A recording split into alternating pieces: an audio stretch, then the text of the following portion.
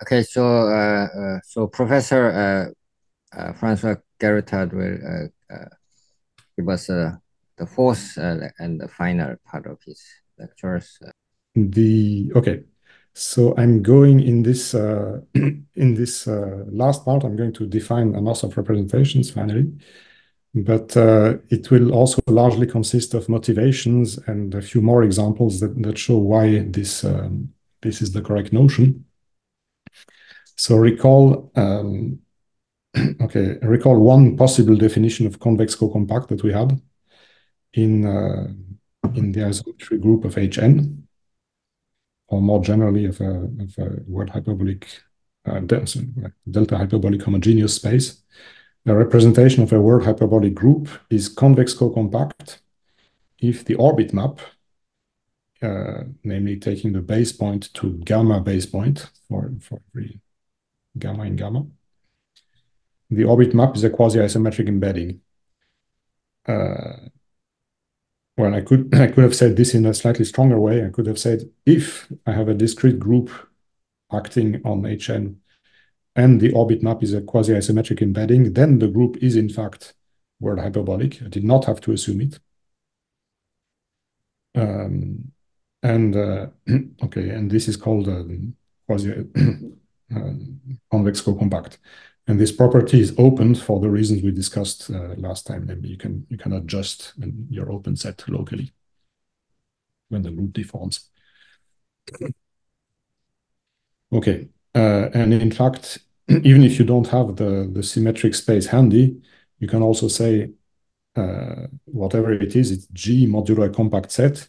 So this quasi-isometric embedding amounts to saying that the embedding of gamma in G itself is quasi-isometric. For what metric on G? Well, put any metric that's left invariant, any metric that's invariant under the action. So we can literally talk about quasi-isometric embeddings of groups into groups. Observation, I'm going to spend some time on.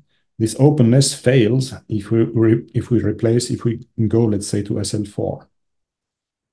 And it fails for the following. Well, I hope to show it fails in a rather bad way.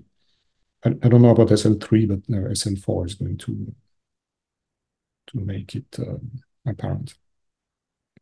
So for the group here, we take the free group on two generators, seen as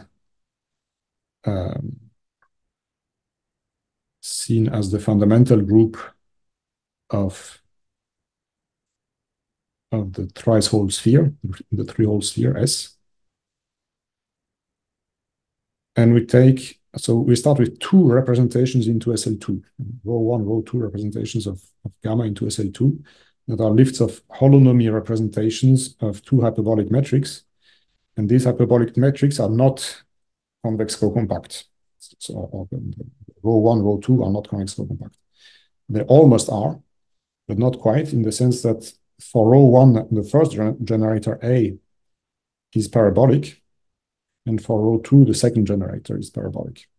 So what this means metrically in the quotient surface, H2 not row 1 of gamma and H2 not row 2 of gamma, is that the quotient surface has a cusp, an infinite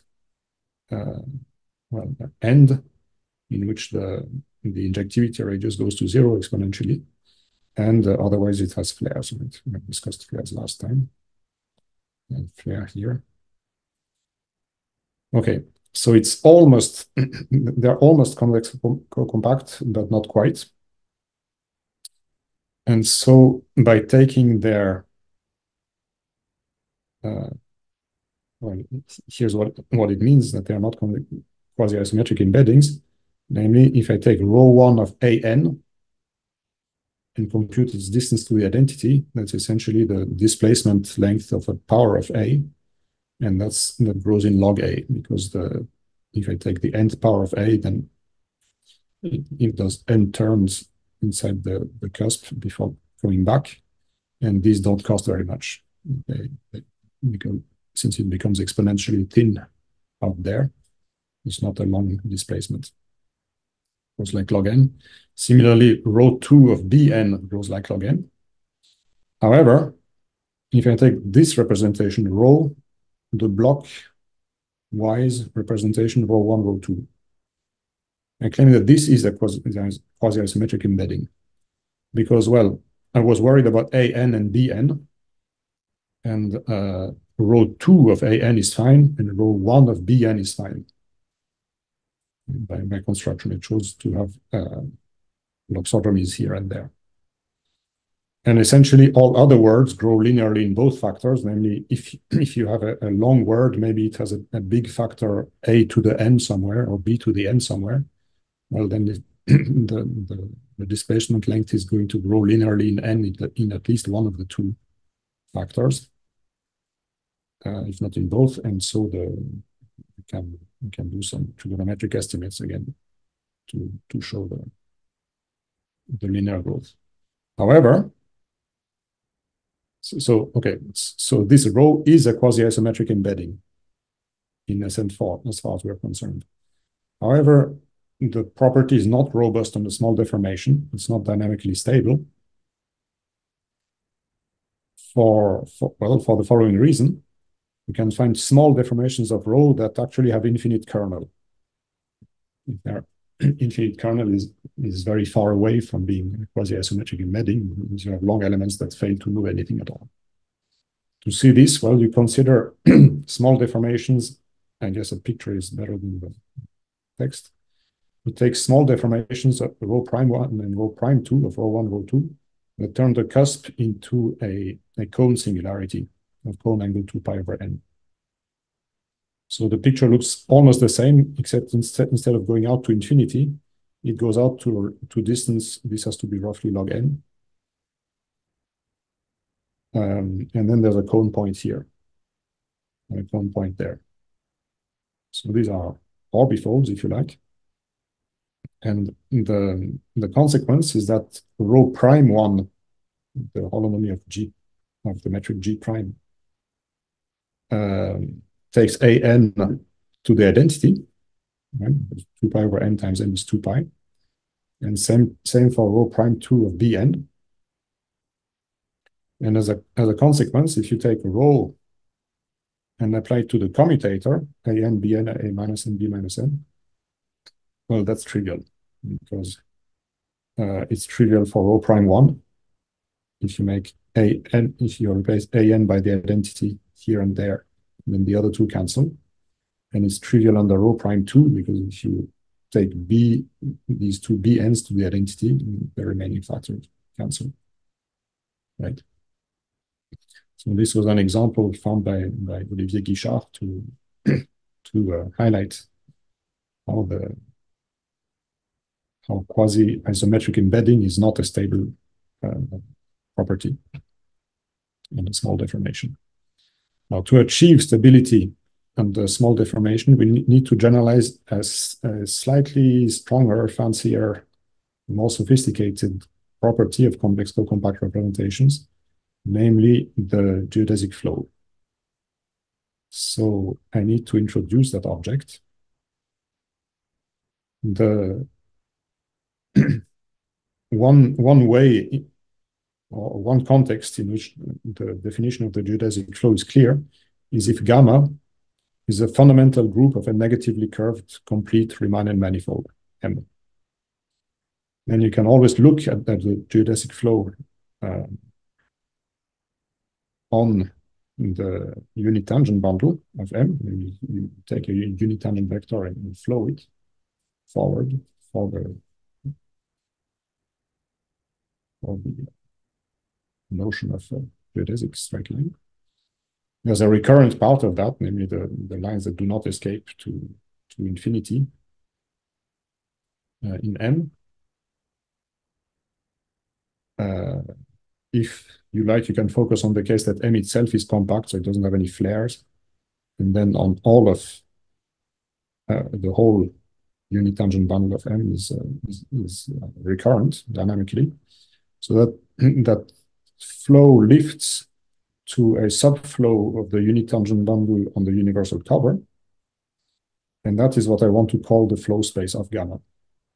Note in this case, it depended on a choice of metric, of a negatively curved metric on M for the definition of the flow. It has a space, just as a topological space. This does not depend on the choice of negatively curved metric. Namely, well, flow lines in the above sense, flow lines in the universal cover stand in bijection with pairs psi eta of ideal points at infinity of the group that are distinct. So we call this boundary 2 of gamma. Here is an example where we had this picture already in the lectures of last week. You take the KD graph and when you take the orbit map and the accumulation set, the limit set out as infinity, and the flow lines in the quotient that stay in the convex core that do not escape to infinity are essentially the pairs of points in this limit set. So here's my, it's a little bit hopeless actually, but here was my attempt at drawing the flow space in H2. Right? For every point, or every pair of points in the limit set, I have to draw a line. If I really try to do it for all the points, it looks like a mess, but I try to keep some order in the mess, namely I colored in a different color the lines depending on which quarter of the limit set they connect to. And here are 4 quarters. And I tried to color all of these in one color, all of those in some color, and all of these in a third color, and so on. You get this. It's messy, but but it's crucially it's compact mod gamma. It's still compact mod gamma. Namely, here in green, I drew a fundamental domain, and it contains essentially every flow line mod gamma. All right. Now here's a theorem that Gromov has to work a little bit for. And in fact, what he does is not quite clean, so it has to be cleaned up by these other people. The theorem, if you start from a world hyperbolic group that's not necessarily the fundamental group of a negatively curved manifold, then there exists a metric that you can put on what we want. So the pairs of distinct endpoints at infinity cross R. There's a metric and an action of gamma on this thing that is isometric, proper, co-compact. Essentially, it has all the good properties of the geodesic flow. You should think of this theorem as saying we can think of every gamma, world hyperbolic gamma, dynamically as behaving just like the fundamental group of a negatively curved manifold. So it's I didn't write all the properties because it's a long list that axiomatizes this behavior of the flow space. But essentially, the action of gamma on this factor should be by in the ordinary way. Gamma already acts on this boundary at infinity. Everything is in the adjustment of the R factor. Right? You cannot. There's no consistent way, for example, of choosing a base point on each of these curves to say here's the 0 of R, because well, each of these curves crosses the fundamental domain again and again, and so you have to be kind of careful to define the correct metric, but it can be done. And the dynamical property that will be crucial for us, will be crucial for Gromov, is that for this metric, for this mystery metric, 2 flow lines that share an endpoint at infinity are asymptotic, just like in H2. So if you take psi eta, so that's the flow line that runs from psi to eta, at time t, and psi prime eta at time t, then up to shifting the second flow line by a number capital T, you're asymptotically close. Does this make sense? We have one flow line, we flow with T, we flow with T in the other, and maybe we have the wrong base points, right? Then we need to adjust by quantity T. But up to doing that, the 2 points, when they flow forward, become exponentially close. And an exponent here, e to the minus delta t, the exponent delta is completely uniform. It doesn't depend on which pair of flow lines you choose. The O is not uniform, of course, because you could always take a bunch of very different flow lines that all flow to the same points. And they will require a bigger and bigger constant out in front. The delta doesn't depend. Okay. Now, observation for a convex co-compact representation in the sense that we know about into Hn, there will always be an equivariant map from the flow space to T1 of H2 to the unit. So this should be Hn.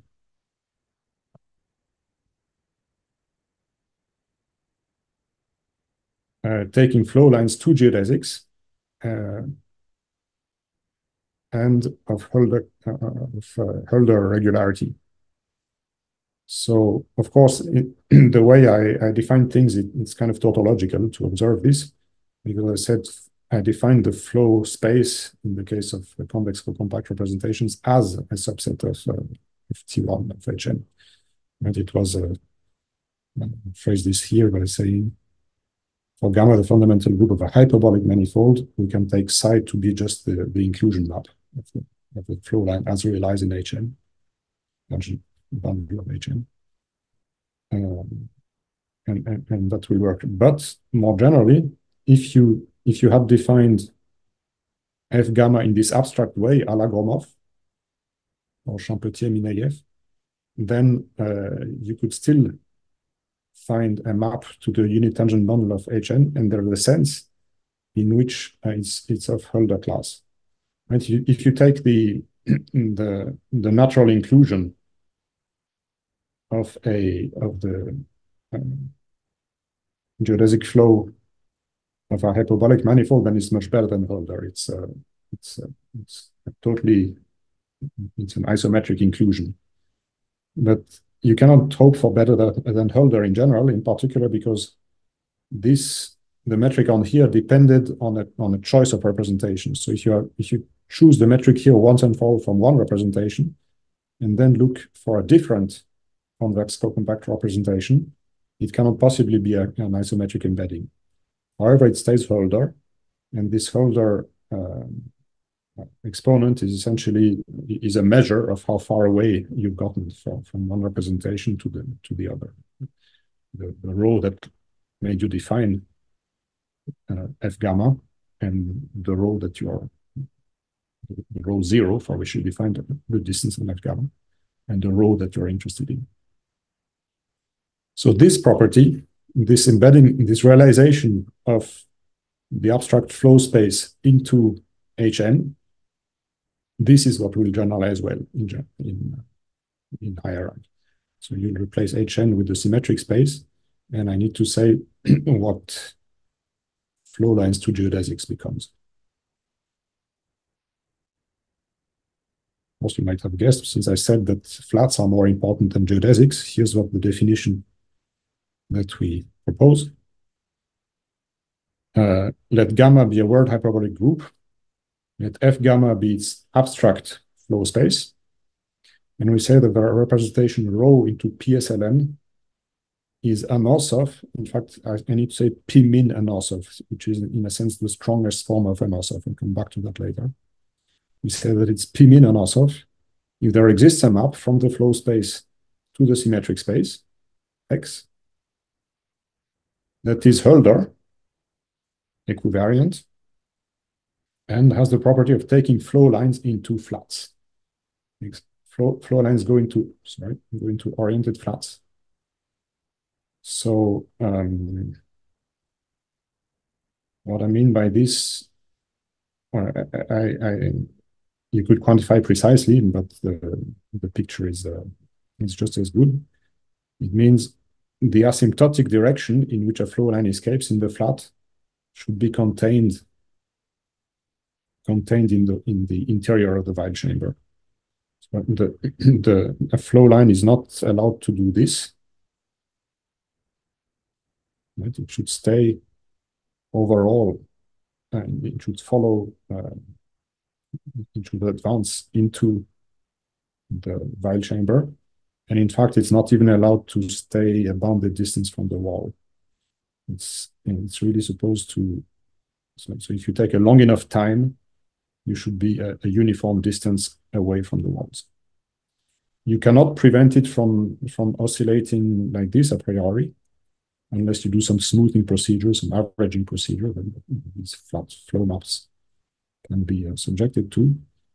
But you really, this is the correct generalization of the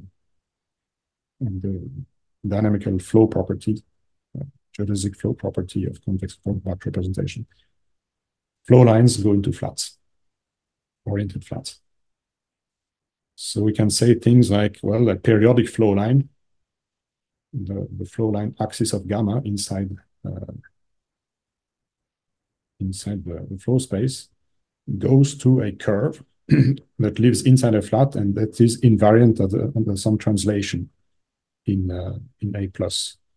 If A plus being the positive Weil chamber, if I go back to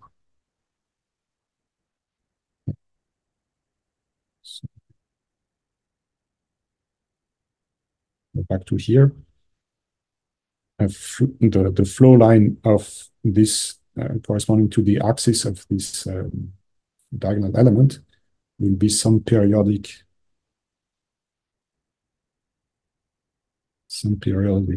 curve like this, all invariant under the translation line gamma.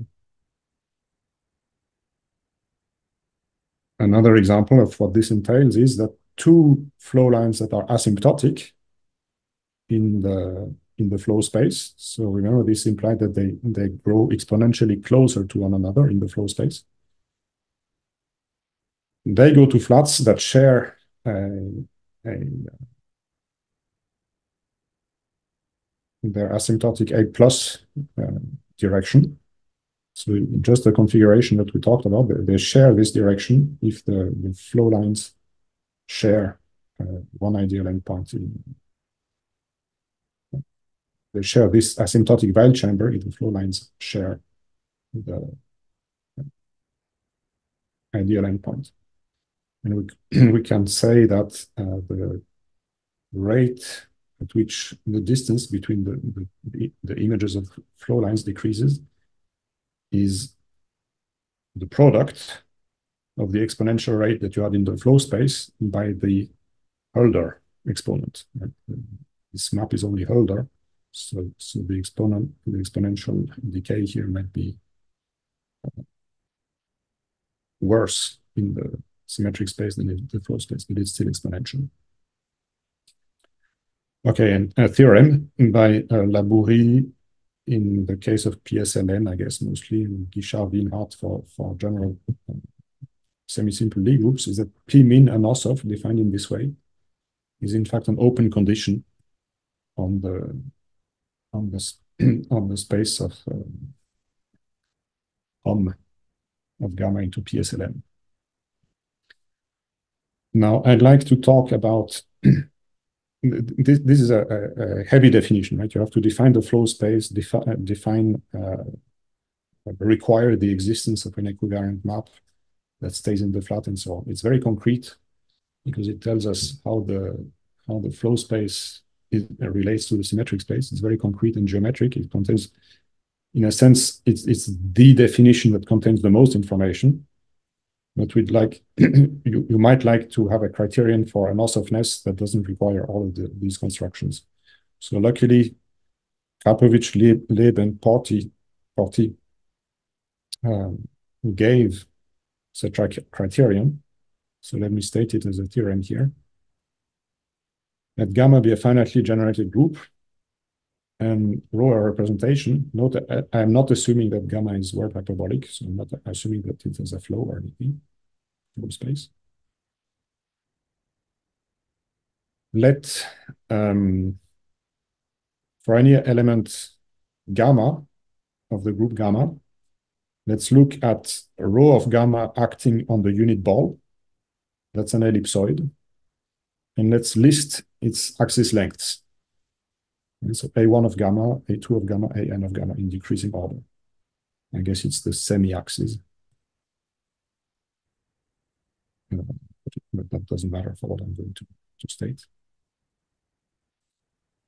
Suppose that these numbers grow apart from each other in the sense that there exists constants, positive constants, such that the log of the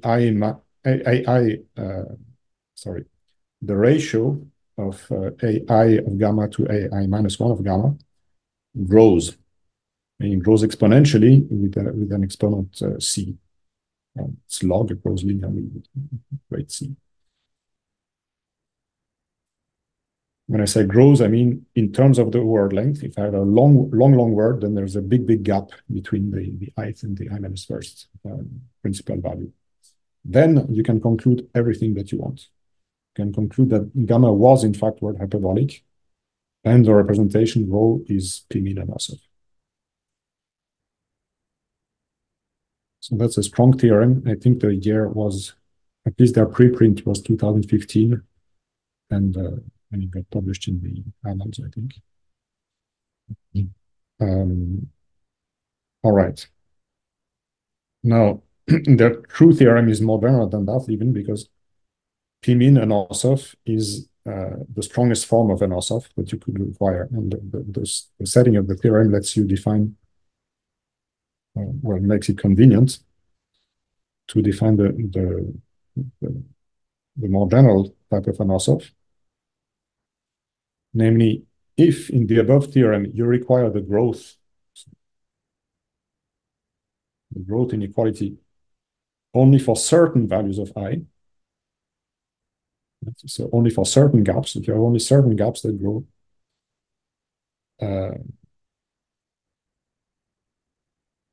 at least one gap, then gamma is in fact word hyperbolic. And this condition, which you could call P sub I Anosov, for I a collection of gaps, is also an open condition. And so this is the most general result. There's also a version when you're not in PGLN, but in a general semi-simple Lie group, but it's essentially the same. Can I ask a question? So in the notion P min, the subscript min is merely a subscript, not an integer. Am I correct? Yes, it's a subscript, and the way I phrased things here, maybe I should have called it P max, because it's when I is maximal, when I is all of this. Okay. That's what we call P min and also. The reason it's P min is that, okay, there's the space of flags that's relevant is the space of full flags, and that is G modulo this group. That's the maximal flags. And this group is the minimal parabolic.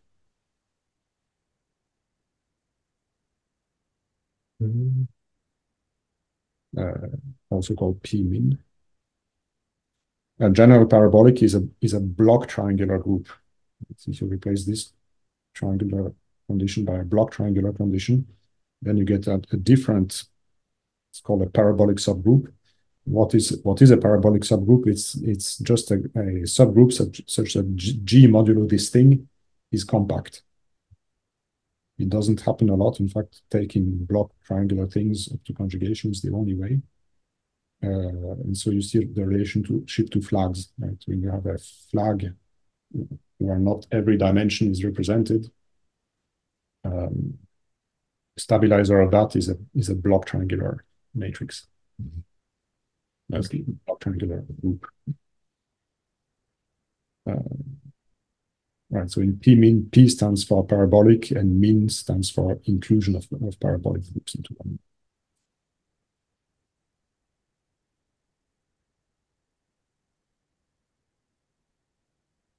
So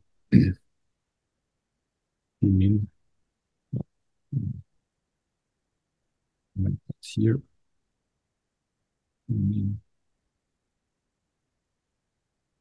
Anosov means P.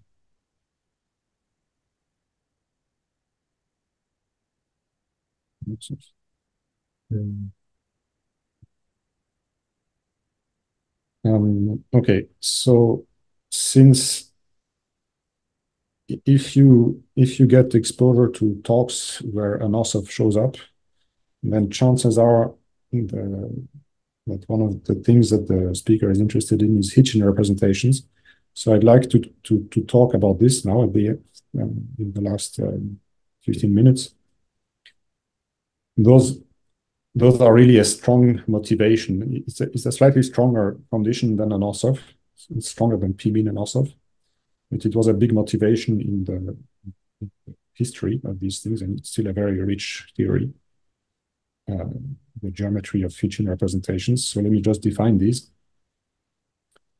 These are special P-mean Anosov representations in the case that the group gamma is a surface group. So the fundamental group of such a compact surface of genus at least 2.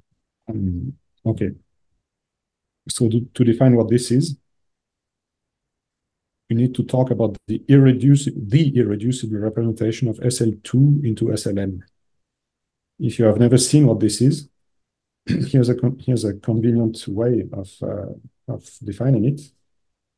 You look at the degree n-1 homogeneous polynomials in 2 variables, R n-1 of xy. And you notice that by acting on the pair xy linearly, you can take 1 degree n-1 polynomial to another, just by precomposing with a linear transformation in xy. So I have to invert here to make this make sense, that as a result, we get an action of SL2 on the n-dimensional space of degree n-1 polynomials. You can see this as acting on the graph, for example. You have plotted R2 with its SL2 action, and above R2 you have the graph of some polynomial, homogeneous of degree n-1, and you act on the first 2 coordinates, you transport the graph to the graph of a different polynomial. And that's abstract, well, on the space of degree n-1 polynomials, you get a linear action that's called the irreducible representation of SL2. There's only one representation of SL2 in SLN up to conjugation that does not fix any subspaces. Now, Hitchin had defined a certain class of representations, and Labourie recovered them from a different angle using this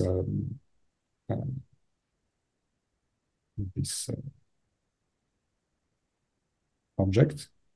So theorem by Labourie, let gamma be a surface group like above, and let rho be a representation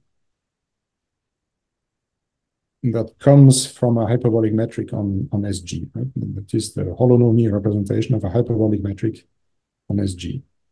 Then compose this with the irreducible representation into PSLN, and let H be the connected component containing this composition. You allow yourself to deform in every possible way, not just by deforming rho in the space of symmetry of holonomies of hyperbolic metrics, but also in the full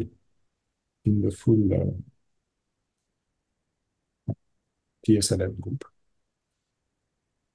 Then every representation in this component H turns out to be P-mean Anosov. Mm. And moreover, I'm going to be a little bit fuzzy here, but moreover, they have very good sign properties, namely the signs of cross ratios measured in the flag space of Rn agree with the signs of cross ratios in the boundary of H2. And so you get a map from the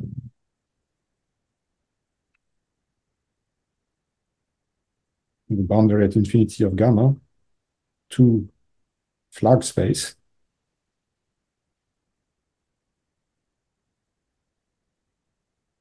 And a map from, like we said before, from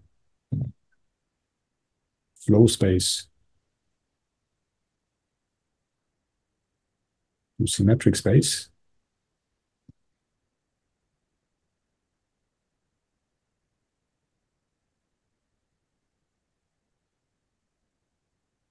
And if you have 4 points in the boundary at infinity of x, well, they stand in a certain order, a certain cyclic order, which you can, the cross ratio, the sign of the cross ratio detects this order. And you get the same sign on the image between the 4 flags. I'm not going to be more precise on what this means. I mean, it is precise because we defined the cross ratio of 4 points. There's a lot more to say. I won't say anything about this. Maybe one last thing that I might want to say is that, in particular,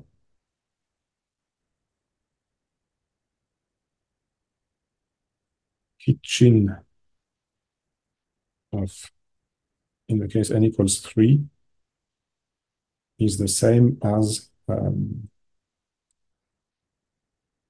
convex-cocompact convex projective structures. Convex projective structures.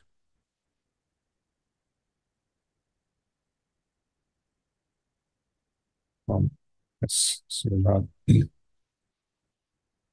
a convex set, and it might not too properly convex.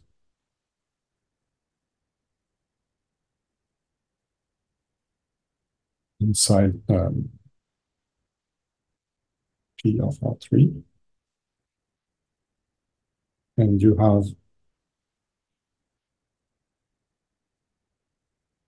a rho of gamma.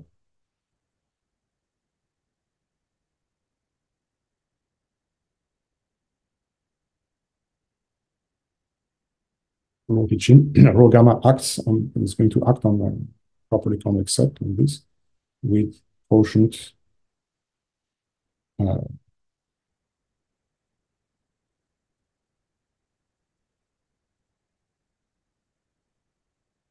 the surface. So that's what it means to have a projective structure on the surface. You have a projective, you have an atlas of S with charts in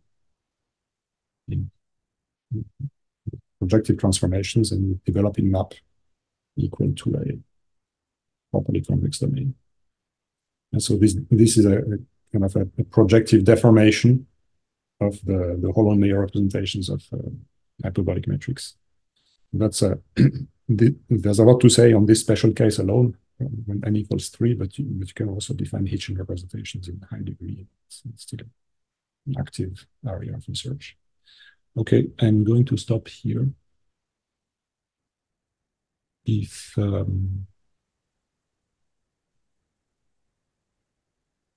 So if you would like to ask. Yeah. maybe for n equal odd, you also proved that, right? Isn't it? I mean, with a convex co-compact. Am I right? When n is odd. Yes. And n is odd.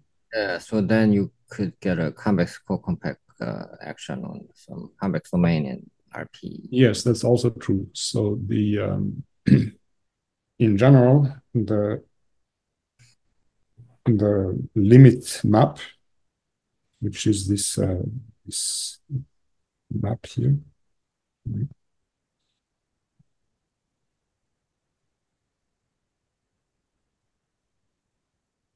In general, the limit map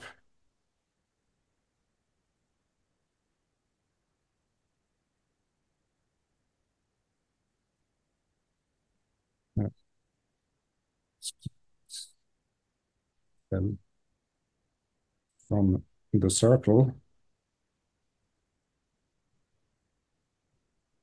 P, so I have to say -1 is homotopically non-trivial.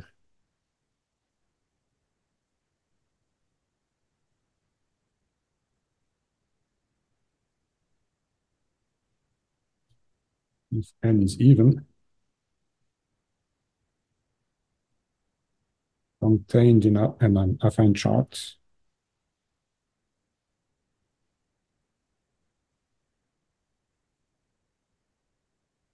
if n is odd. So by homotopically non-trivial, I just mean that, remember the space Pn of R, or Pn minus 1 of R, has fundamental group Z mod 2. And this just means that the map, this circle, follows the non-trivial element, the non-trivial Z mod 2 element. So there's no hope of putting it in an affine chart. It goes around the projective space.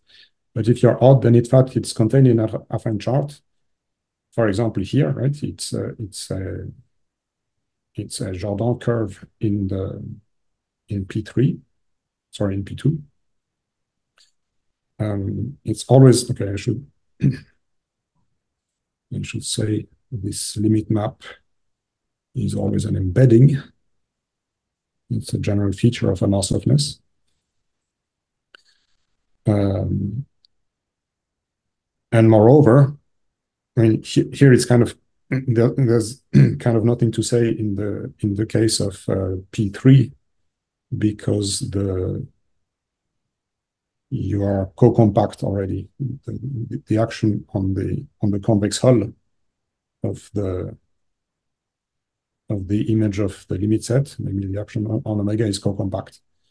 But for n, but starting at n equals 5,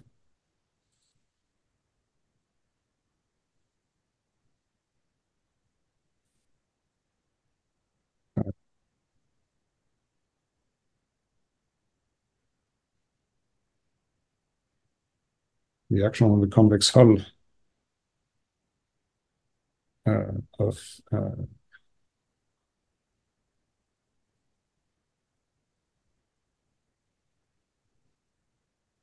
the image of the limit set is convex co-compact. Meaning you can find a slight thickening, an open set slightly bigger than the convex hull, such that the